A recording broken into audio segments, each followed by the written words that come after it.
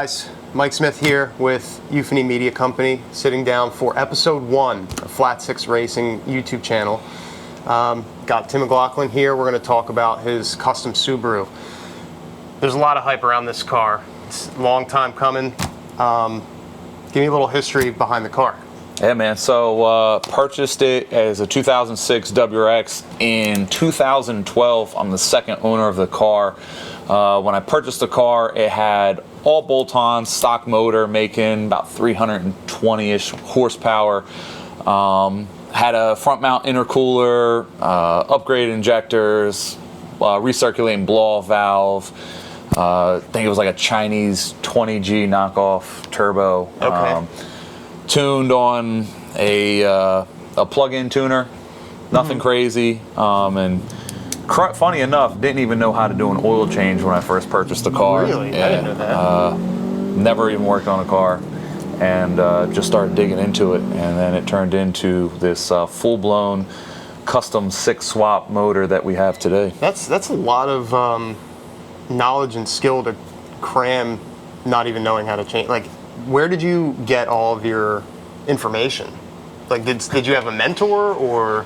Yeah, so I mean, most of the stuff I did learn from YouTube, but Classic. Gotta love it. One of my buddies, a good friend of mine, he wasn't my friend at the time. Randomly, I'm driving down the road, this 02 Bug-Eye WRX rolls up next to me at an intersection and rolls down. Did you already have the car then? Yeah, I had the car, so I'm in the car. He's seen it, and he goes, "Yo, man, like the car." What a piece of junk. Yeah. So he's like, "You want to pull over and we'll talk about the car?" Like, That's crazy. Yeah, because we were like starting to have a conversation at the intersection. People start beeping at us. Did you know him?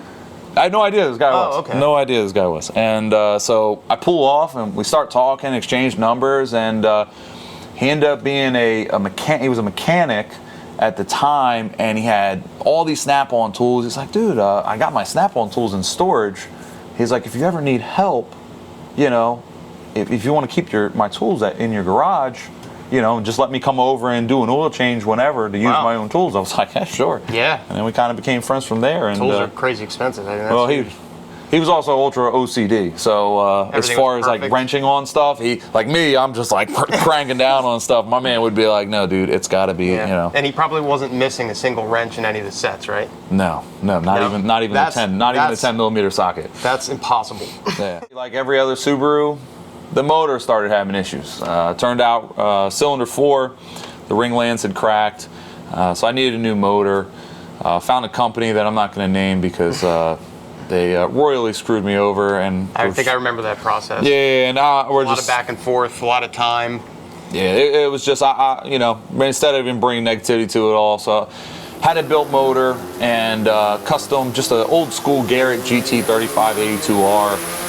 Car put down 608 on E85, and it was fun. It was a fun car. You know, started getting into it, all the custom stuff, and you know, got a couple track days in. I think we went out to the drag strip, ran a 1055 at 134, so it was pretty quick car. Yeah. And then 2017, I decided to get into road course racing, and my first road course racing at NJMP Thunderbolt.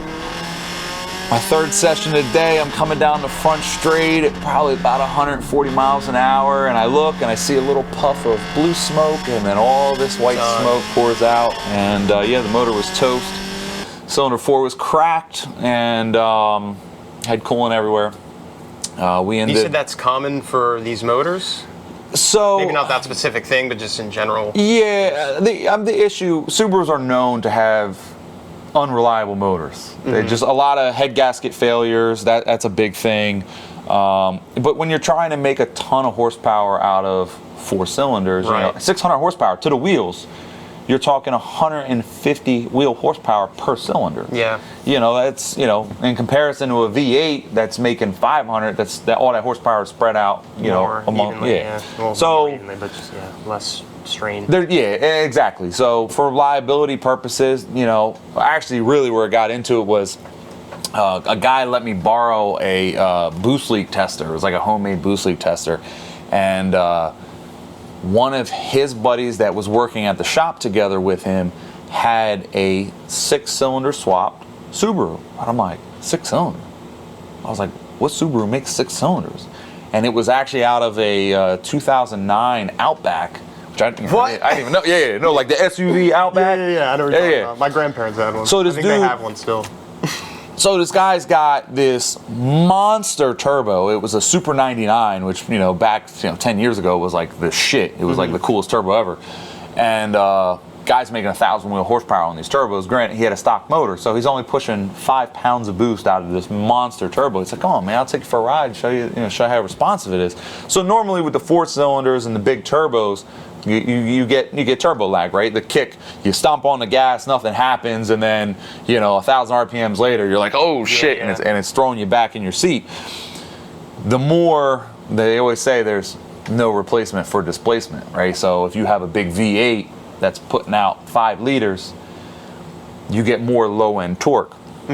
So upgrading to the 6, even with the turbo, the boost, you step on that throttle, the throttle response is a lot quicker, right? You're feeling that boost kick in faster. So he takes me for a ride, and I'm like, oh shit, man, this thing is fucking cool. Like, I was like, dude, this car is badass. And even though it was only running on 5 pounds, I loved it. It was cool. Yeah, it was really cool. Like, I got to get a Subaru Outback now. Yeah, right. So nonetheless, I'm already tens of thousands of dollars into this built 4-cylinder motor, and I'm like, whatever. So we're going with it, and unfortunately I blew it up, and finances at the time were not really in the question, and the car ended up sitting for a couple of years, and then 2019 I reached out to Outfront Motorsports in California, and they kind of weighed out some options for a couple different 6-cylinder builds. They have a 3.6 liter, and that's in the newer Outbacks. I want to say it was like 2014 to 2019-ish range. And then these EZ30 motors, which is what I ended up going with. And the 2nd gen model was, this particular motor was also out of a 2009 Outback. So they, Is it because they're bigger cars? It was just Subaru offer. You know what I mean? Like, why the difference? It was part of a premium package. I mean, why Subaru offered a 6-cylinder motor in an Outback versus the WRX, which is supposed to be the sports car? Right, yeah. I think it just goes more back to legacy. The Subaru WRX, which stands for World Rally Cross, right? It's like a rally car. The rally cars have the racing, the restrictions are that they have to be, little 4-bangers, Gotcha. They have a liter restriction. So I think just for the nostalgia of it all, they kept it the same. They wanted to keep it 4-cylinder, and I think the 6-cylinder option was just a little more horsepower option for a premium edition in the Outbacks. But I mean, honestly, I think a lot of people would agree, especially if you go for a ride in the car, that, I mean, dude, this 6-cylinder is just blows the 4-cylinder out of the water. So what made you want to do the swap? So the options were, and when I blew it up in 2017, the company that built the motor, they were going to rebuild it for, I want to say it was like $3,200.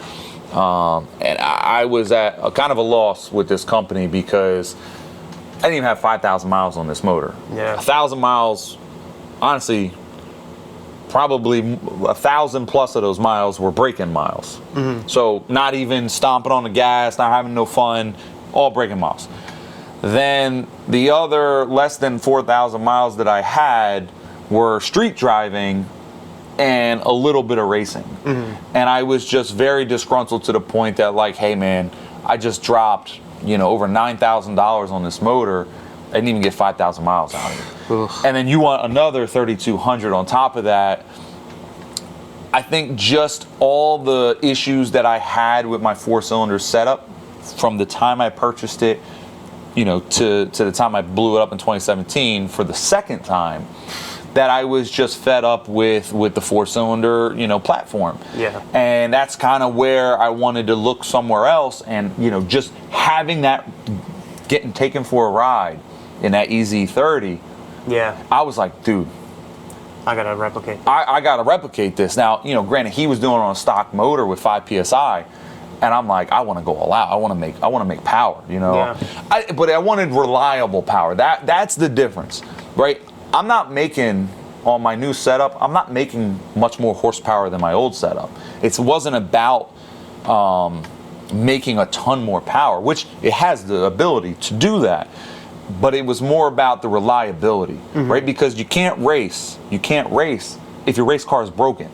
You know, like it's just, you can't. So like having the reliability in a setup that is going to work and last, that was really the reason why I wanted to do the swap. Okay. Then when we finally got the thing started and I heard it for the first time, sound became the number one thing. Like the sound of this motor versus the 4-cylinder, it's worth the swap alone. Yeah. The sound alone, I think, it makes it worth it. But yeah, I mean, reliability was really the big thing, and you know, now it just turns out it's really cool that, you know, you don't see this a whole often, and not only do you not see a whole lot of people doing the swaps, there's almost no one that races these motors.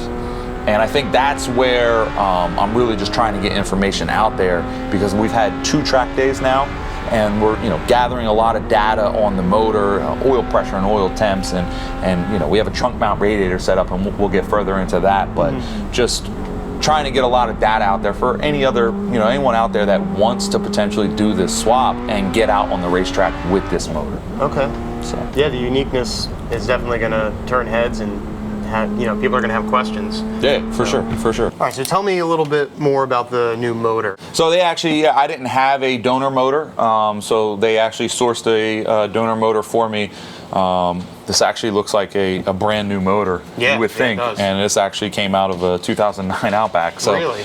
What they do, custom pistons rods, they're closed deck block. 12 millimeter upgraded head studs. They are the ARP 2000s. I had this motor built in 2019. Since then, they've upgraded to the ARP 625 plus. The material is supposed to be stronger, so that's really where we're limited at right now. So I'm only running 20 pounds of boost. Ideally, I would have ran like 25 to 30 pounds of boost, and that setup probably would have made close to 800 wheel horsepower. But like I said, reliability, I have those head studs on. It is what it is. You know, when this motor goes, then, you know, we'll upgrade. What is this arrangement called? This isn't a V6, right? This is a flat 6. Flat 6. Flat Gotcha. 6. Okay. Yep. So, horizontally opposed pistons. And like I said, 3 liter. And so they did the build. As far as the head package, upgrade valves, springs, retainers, ported heads, still stock cams. That was the only thing that we stayed stock on. So getting to the horsepower, what are we looking at here? So this was the first tune that happened in December of 2021. Okay. Thought we had the car all put back together and completed, and 2022 was going to be race season. And car hit the dyno. It was tuned by Evans Tuning. Big Honda tuner, really, really popular. I had no problems with the guy. I actually really was a big fan. Very knowledgeable. Unfortunately, had a couple problems on the dyno. At 6,500 RPMs, we were getting spark flow out, but we didn't know it at the time. The spark plugs ended up being gapped too large, which caused the boost causes to blow out and causes the car to break up. So like you're hitting 6,500 and just breaking up, and you're losing power. So he only tuned the car to 6,200 RPMs, made a bolt 675 foot-pounds of torque. Like, dude, the thing was, and I mean, it's hitting the torque. I mean, before, like at 4,000 RPMs. Yeah. You know, power-wise, I mean, it was 635 at 20 pounds. So the car was fantastic, man. And the power band was very broad. I mean, obviously we're running it out short here, but eventually after we got it all tuned up and finished, we're revving out to 7,500 RPMs, and you know, you're making power from 4,000 all the way to 75. it's a nice thick power band. So Yeah. I mean, you could tell. I mean, the thing just shoots up straight up vertically. Like as soon as you step on that throttle, that thing is just going. So yeah, unfortunately, the two issues we had was that spark blowout, and then eventually we built the intake manifold out of too thin of sheet aluminum. The box in the middle, which caused it to crack on the dyno, and it was dumping out a ton of air, which is unaccounted for. Yeah, so that was another problem that we ran into. Unfortunately, it was depressing. Car had issues and couldn't figure it out, and because it did take me quite a time to figure out that it was spark blowout. But How long? Well, it wasn't until February of this year, so 2025. Wow. Yeah. So I mean, granted, listen, I didn't work on the car. Yeah, you had other stuff going on. Yeah, I got married, had a couple kids, and the car kind of took a back seat to it all. And but finally, found some motivation this year, and I really wanted to get it back on the track. And so I brought it to Lou at Procom Racing. Great guy, just really helpful. He also tracks the fastest 300 horsepower WRX I've ever been in. Really? Like 300 horsepower, don't even sound that crazy. Yeah. But the thing with road course racing is that if you know how to drive, you can carry speed through the turns, and you're exiting with a ton more speed. You're carrying more speed through the turns than a guy that like me who doesn't have as much experience on the track. Even though I have double the amount of horsepower that he has, he was lapping me. It was. But anyway, so he tuned the car. We had obviously get it finished out from 6,200 to 7,500. I mean, if you see the power band, it goes up and it just keeps going up. And this is on a Mustang dyno. The difference was that Jeff Evans tuned it on a hub dyno. So the difference is a hub dyno, they bolt it to the hubs and they actually take the wheels off. And then when you're driving the thing, it's spinning a box. Right. Where a Mustang dyno, notorious reading lower, and you also get wheel slip. There's like pin rollers, and your wheels stay on. The wheels stay on, and they're strapped down to these pin rollers, and they spin the wheels. They read it. So you can get wheel slip. Also, there's just a little more power loss from hub to wheel as well. So it made 5. I think which one's more accurate, would you say? I mean, hub is going to give you probably the most accurate reading, but not course. Like because you're going to get wheel slip in real life, right? Yeah, so like more real life. And you have wheels on the car. in real life. I mean, look, and this made I think 569 at 20 pounds, so same exact boost, and the torque was similar. It was like 560 or 570, somewhere around there. Yeah, and I can tell you, it feels exactly the same. Like the 20 pounds after he tuned it versus the 20 pounds after Jeff Evans tuned it feel exactly the same. So I think it's really just a difference between dyno results, not any difference in the tuning itself. So gotcha.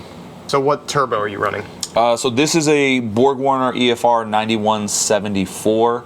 It has a 104 hot side. It's a pretty decent sized turbo. It's twin scroll. With the set, I'm not trying to get too far ahead with the exhaust setup, but I wanted the fastest spooling turbo I could possibly find, right? But I also wanted to make power. So there's always a trade-off there, right? Because if you go with a smaller turbine housing, like my Garrett had a 0.83, you'll spool faster, but then you're choking essentially because you're making the turbine housing smaller. Right. So you're choking horsepower on the top end. But if you make it a larger turbine housing, it's going to take longer to spin that wheel, but you'll make more power up top. So you kind of want the best of both worlds, because for road course racing, right, you're going to be in a wider range of RPM, right? Because you're making turns, you're braking, you're stopping. Where if it was strictly a drag car going to you're 100% throttle right down the strip the entire time. You want a bigger one? You want huge, big boost, big exhaust housing. Okay. So here you got to have a little bit of both worlds, right? And that's where I went in the middle, right? So Borg-Warner offered a 145, a 104, and an 83, and I ended up going with the 104. I mean, look, the dyno results speak for themselves. It made good power. The actual positioning of the turbo, we mounted it up front. Again, shortest possible exhaust manifold, faster spool. And the reason you're getting faster spool is not necessarily because it's short. Heat generates energy. The hotter exhaust gases that are going to this turbine wheel, the more energy you're going to get. The hotter it'll be with a shorter Exactly. run. So if I mount it in the trunk, it's still going to spool, but I'm not getting the heat energy, so now I'm losing efficiency. So keeping it as close to the motor as possible is really going to give an advantage there. Tell me a little bit more about the exhaust manifold setup. Yeah, so initially, we actually made an entire 6-to-1. Ended up, well, it was a 6-to-2 because it's twin scroll. So then it was actually, we made it out of Schedule 10 because I had just bought Schedule 10, didn't know what I was doing. The exhaust manifold ended up weighing 40 pounds, which is way too much for a road course car. You want to keep the car as light as possible. So I ended up going just like straight 16 gauge. This is a 3-to-2-to-1 or 3-to-2-to-2 collector. You have the 3 ports on the exhaust ports on the one side, merging into a larger diameter tube. Same thing on the other side, and then it meets to the twin scroll. Running twin 38 millimeter tile wastegates, and the 2 compression lines coming off of the exhaust manifold are for the exhaust manifold pressure sensor. That was so that we could see how effective our exhaust was working. Right, so in the exhaust manifold, right, your turbo acts as kind of like a muffler, and it's a choke. Right. It's the smallest point of your exhaust. What it's doing is it builds up pressure in between those pipes. If your exhaust pressure exceeds your boost pressure, so what's going into the motor, you're going to make less horsepower, right? Because the whole point, obviously, is getting more air, more fuel in the motor and out the motor as fast as possible. It makes the most amount of horsepower. You want more pressure out of it. So if your pressure that is coming out of it is exceeding the pressure going in, it's going to get backed up. Oh, I see. Okay. You know what I'm saying? Because your turbo is choking it. Right. And that's where you play with those turbine housing things. But the EMAP sensor is what gives you the data to say, hey, look, I'm making too much exhaust pressure. I need either a bigger exhaust or a bigger turbine housing. If you're making under a 1-to-1 ratio, then you could either choke it up, go with a smaller exhaust to try to keep at that 1-to-1 exhaust manifold pressure to boost pressure. It's all about balancing things. It's all about balance, exactly. So we put in the EMAP sensor, and it was just like I said, it was strictly for data purposes to see, how efficient the setup is. How much of this can be tweaked by other things? Like we're talking about things being balanced. Like when you're dealing with something like this, the exhaust pressure is what you're talking about, right? Is there any other thing in the car that could impact this, or is it kind of its own isolated system when you're trying to tweak it? Like you're only going to affect it by the exhaust manifold and that yeah. system. So and when you're running with the turbo car, the only 3 things you have: your turbo, your exhaust manifold, and then your exhaust itself. Right? They're all going to either build pressure or alleviate pressure. Right. So if I'm running a 3-inch exhaust, which to normal standards for a 6-cylinder is a little on the small side. I probably could have went up to a 3.5 exhaust. That's going to add to that exhaust manifold pressure, right? If I opened up to a 3.5, it's going to allow more pressure to flow through the system. Okay. But keep in mind, as you bring that exhaust manifold pressure down, you lose back pressure. Back pressure also builds response, right? So with the turbo, you need to spool the exhaust wheel in order to spin the compressor wheel. You can't compress air and get it into the motor if you're not spinning the exhaust wheel. So back pressure can be a good thing because it's going to spool the turbo up faster, But if you have too much of it, you're going to back the system up. Right. If you don't have enough of it, you're going to make less horsepower. So it really is. It comes down to a balance. So. But obviously, you know, tweaking it and making changes becomes very expensive when you're, you know, hey, I got a 3-inch exhaust. I'll go up to 3.5. Now you got to go buy all mandrel bent new piping and weld it all. You know, if you can't weld the shit yourself, then you're paying someone big. Yeah, exactly. Yep. So tell me about the fuel. Are we doing E85, pumped gas, or race fuel? So it's an E85 setup. Just running pump E85. It's just best bang for your buck, right? I mean, you can get it for almost the same price as pump gas. Really? It's good for the environment. It's good. Made out of corn, and it makes power. So I'm running 85 injector setup. They are 1300 injector dynamic injectors. I'm running a Pyrotech 12-gallon fuel cell in the back seat. Okay. 8 AN lines for the feed and 6 AN lines for the return. Fuel pressure regulators, aeromotive. You know, pretty much the standard stuff you would run on you know, your standard 4-cylinder STI.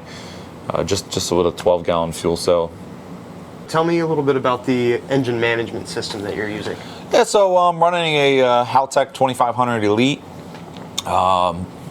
Upgraded from a Hydra EMS system, and that was anyone looking to get a standalone engine management system, go with a company that has actual tech support. Yeah. Because I'm sure that's all these engine management systems. I mean, they're ranging anywhere from $1,000 to, I mean, you got Motec systems like $6,000. You want to make sure you have tech support. How frequently did you talk with them? For the Hydra EMS, dude, oh my God, it's like one guy. It's like one guy, and it's just impossible. It was a nightmare. So Haltech's been great, dude. I'm telling you, they literally, their tech support is so good. You can connect your laptop to your Haltech. You can contact them on the phone.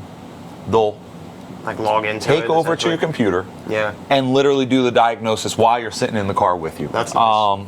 The tech support's been great. So yeah, we're running 2500 Elite. iWire out in California. They did the complete harness merge. What if I know a lot of people don't do like doing wiring stuff, but oh my God, man, had to rip out the entire harness out of the whole dash. Oh man, it was like 50 pounds of wires. Yeah. That I had to ship out to California. They did a great job. They got all the wiring done. There's been a couple little harnesses and projects I've done in between for different sensors and stuff, and they've done a ton of custom stuff for me. So shout out to iWire. You guys are great. So got that all to work with the Haltech, and yeah, that was pretty much. So it was all hooked up to this AIM data dash. Mm-hmm. Also, really cool product here. Has GPS already built into it. Nice. Has every track map pretty much in the world. That's cool. Automatically downloaded to it. Wow. It senses as soon as you get to the racetrack, it knows when you're on the track and starts recording your lap times. Wow. So I have my dash set up for obviously my lap times and everything, and then we put some data in there. That was one of the things kind of learning along the way. So you see this picture here, there's 1,000,001 data points. Mm-hmm. I thought I was being smart about it. See how like a couple went yellow? Yeah. So that means it's still warming up. Okay. If anything would go red, it means something's wrong. Yeah. So as you're driving, you know, you catch that red. Just the color. It catches the color and it gives you enough to look down to see something's messed up. Well, you know, not knowing with the racing parameters and everything, like, hey man, where should my coolant temp max be at? Where should my oil temp max be at? First track day, first session, I got like 3 fucking things lit up in red. And I'm bugging out because, you know, not only am I trying to learn how to drive and learn how to race, but I'm also just managing your. This car is a brand new setup. It's a brand new motor. It's never been ran, let alone been tracked. So I'm freaking out. I'm like, oh, I got my gotta stop. my coolant pressure is running really high, and I'm like, is this normal? And like, so the parameters were set incorrectly. Parameters were set incorrectly, and just like coolant pressure. I think I was seeing like 30 psi of coolant pressure. Oh my god, the head gas is blown. No, it's not blown. It was just building a ton of pressure. Like, yeah. I was also running a 50-50, like your standard in all your standard cars, a regular 50-50 water to coolant mixture. Okay. For racing, coolant is only there for the wintertime. Right. Right? Water removes heat way better than coolant does. But because you have to put coolant in there so that it doesn't freeze and blows, obviously the water expands and cracks your block. So you don't want to ruin a motor because you got all the water in it. But obviously, race car sits in the garage during the winter. You can, I have a temperature controlled garage, but you can obviously drain it if you're not running the race car in the wintertime. But since then, moving to a pure water mixture, and I'm running Redline Water Wetter, which helps. It's like a chemical that helps draw more heat out of the block. Okay. Actually really does work. I've had good success with that. Swap was a big project. Did you run into any issues? I'm sure you did. Can you talk a little bit about some of them? Yeah. Big ones? So not knowing anything about the motor, other than it was a 3-liter flat 6, and that it sounded really cool. Is it a thing that you didn't know what you didn't know, or were there just not the resources that you needed? You know what I mean? Yeah, I mean, you're kind of just jumping into it. You want to have cool shit, and you're not really like you can't really think of every little thing that you possibly have to take care of. Like, I'll give you a prime example. We get the car in the inside. Exhaust manifold's done, all the fab work's done, wiring's done. We go to start the thing up. Turn key, nothing. It's cranking, nothing's happening. Like, what the fuck, man? All this fab work, all this time, effort, we can't figure out why it's not starting. So now there's the what do you call? Let's call this the fucking. The reluctor wheel? The reluctor wheel. For what the fuck is the sensor?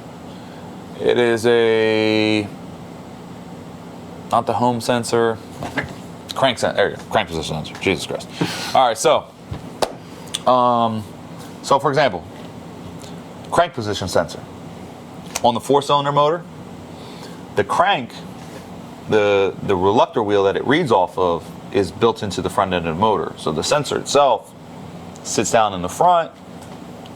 I didn't build the motor. I always had companies build the motor. I like doing the bolt on. I'll tack up, do some small welding and stuff. Is it in a different position? Or? So it's on the back end, sandwiched between the reluctor wheel itself is sandwiched between the flywheel and the motor. So as you put the motor in, you got to put the reluctor wheel in. Then the sensor sits down, and it's a gear. It looks like a gear, and it has the teeth. And it's a magnet. Yeah, okay. The crank sensor is a magnet with 2 wires, and as the teeth go past it, it creates a magnetic pulse because the metal from the teeth are getting close to the magnet. Right. Which generates a signal.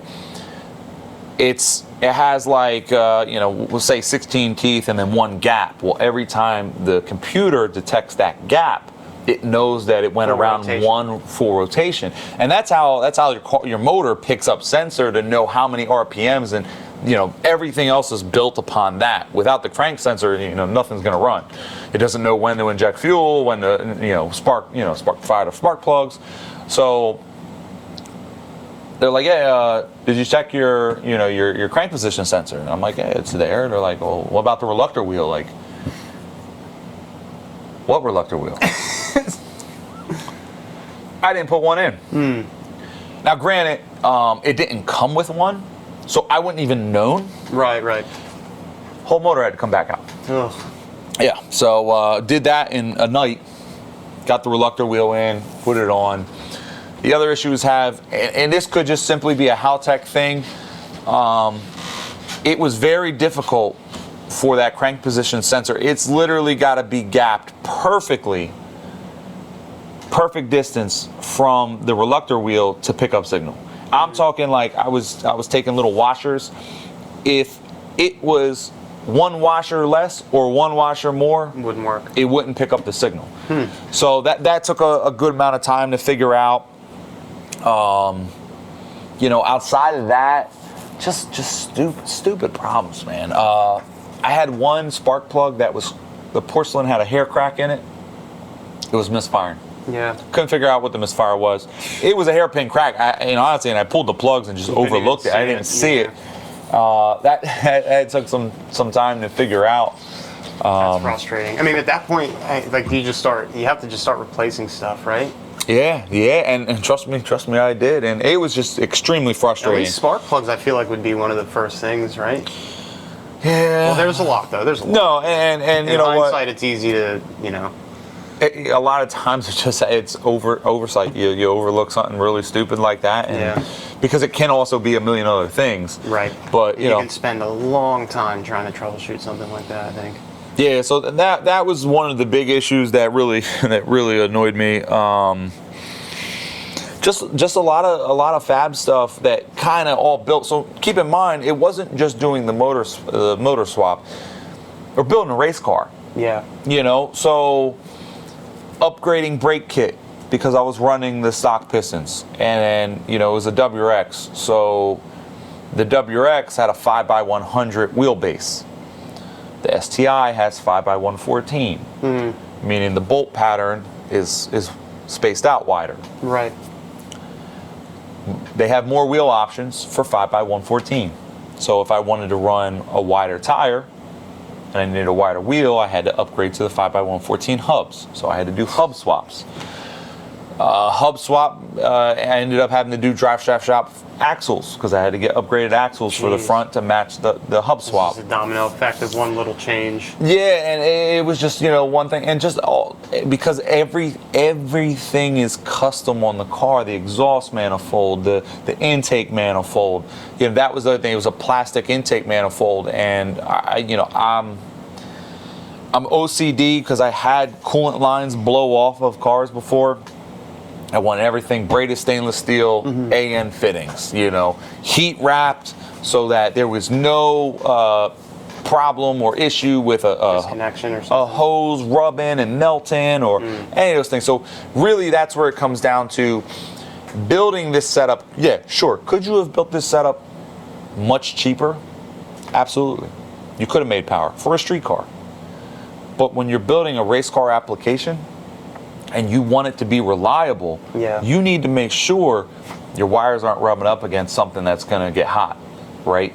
Hoses aren't just all over the place. Yeah. You know, so organization and just making sure not allowing vibration, because even if it's vibrating, even just like this, it might not be touching when you're still, but when you're moving, there could be a rub, and you might not even know, right? Vibration like that over time could eventually wear on that hose or that line and cause issues. I think there's probably going to be a lot of interest for this stuff, especially if you kind of start building a community around it, and you have other swap projects featured on the channel. If you enjoyed this video, definitely make sure to like it and subscribe. I think it's going to be appearing on both Euphony Media Company's YouTube as well as Flat Six Racing's. Tim just laid out a whole bunch of different content ideas that you can be expecting, so check it out. This guy's going to know he's going to be a full race car driver by the end of it. Maybe I'll get a car. Maybe we'll give away a car. Yeah, maybe. That'd be cool. All right, y'all. Till next time.